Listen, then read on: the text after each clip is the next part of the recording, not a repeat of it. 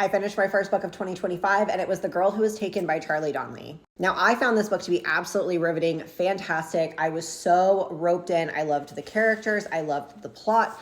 I loved the plot twists. This is my second Charlie Donnelly book, and I already started a third because I just really like his writing style. So this book is about two high school seniors who both disappear from the same beach party on the same night.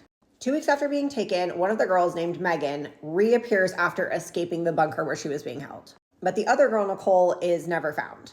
So in this book, we pick up about a year later after Megan has written a book and published it about her entire ordeal, and Nicole is still missing. Now, Nicole has an older sister named Livia who is studying to be a medical examiner. One day, a body ends up in the morgue that Livia is tasked with doing the autopsy of. When details about him and a photo of him alive show up on the news, she gets a call from one of her sister's old friends who is like, hey, that guy, that was the guy that your sister was dating, like when she disappeared. This discovery and others leads Livia down a path of trying to figure out what happened to her sister once and for all. It also leads her to Megan, and they join forces and try to figure out who took Megan, who took Nicole, were they connected, and where is Nicole now? This book was absolutely fantastic. I could not put it down. I cannot believe I waited so long to read it. And I want to be honest about something. I did predict one of the major plot twists. However, I want to make this so clear. Me predicting, you predicting, any one person predicting something does not mean that the book is predictable. It just means that our brains figured out a way to put a pattern together and figure something out.